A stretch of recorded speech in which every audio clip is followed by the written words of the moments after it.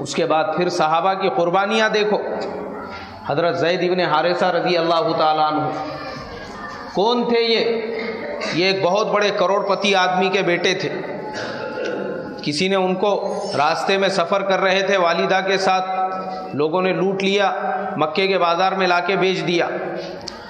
حکیم ابن حزام نے ان کو خریدا اور اپنی پھوپھی حضرت خدیجۃ الکبریٰ رضی اللہ تعالیٰ عنہ کو دے دیا، اور انہوں نے اللہ کے نبی صلی اللہ علیہ وسلم کو ہدیہ کر دیا.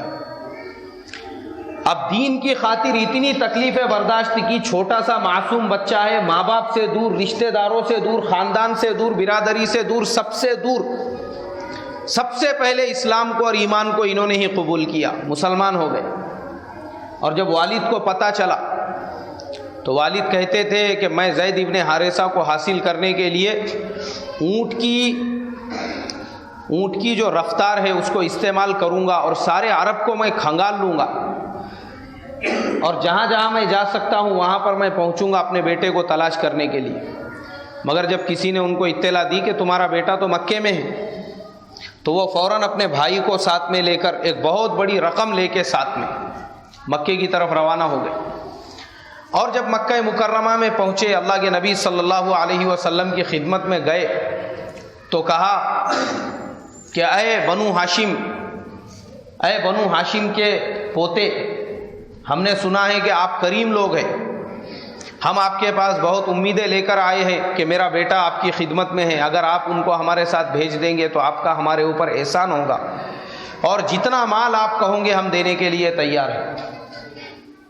اللہ کے پیارے نبی صلی اللہ علیہ وسلم نے کہا کہ دیکھو، زید اگر تم کو پہچانتا ہے اور تمہارے ساتھ جانے کے لیے تیار ہے تو مجھے 1 روپیہ بھی نہیں دینا، میں اس کو ویسے ہی تمہارے حوالے کر دوں گا.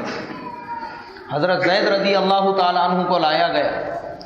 انہوں نے جیسے ہی اپنے چچا اور اپنے والد کو دیکھا تو انہوں نے پہچان لیا اور کہا کہ یہ میرے چچا ہے اور یہ میرے والد ہیں. اور پھر اللہ کے نبی نے ان سے یہ کہا کہ دیکھو زید، یہ تم کو لے جانے کے لیے آئے ہیں، تم اگر ان کے ساتھ میں جانا چاہتے ہو تو چلے جاؤ، ورنہ میرا حال بھی تم کو معلوم ہے.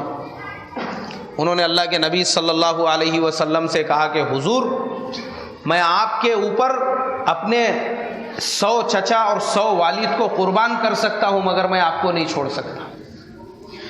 دین کی خاطر یہ قربانی دی، ہمیشہ کے لیے.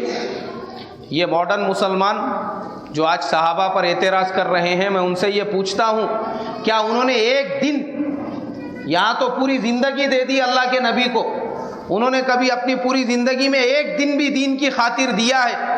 جو آج وہ صحابہ کو عام لوگ کہتے ہیں اور صحابہ اکرام پر اعتراض کرتے ہیں اور صحابہ اکرام کی باتوں کو ماننے سے انکار کرتے ہیں. میں آج ان سے یہ پوچھتا ہوں کہ آج وہ انگریزی کے 2 ورڈ سیکھنے کے بعد خود کو بہت زیادہ جو ماڈرن سمجھنے لگ گئے ہیں اور جو صحابہ اکرام رضوان اللہ تعالی علیہم اجمعین کی قربانیوں کو فراموش کر رہے ہیں. یہاں دیکھو، زید ابن حارثہ نے اپنی پوری زندگی دین کے لیے نچھاور کر دی اور کہا کہ حضور، میں آپ اور آپ کے دین کے لیے ایسے 100 چچا اور 100 والد کو قربان کر سکتا ہوں، مگر آپ کو اور آپ کے دین کو نہیں چھوڑ سکتا.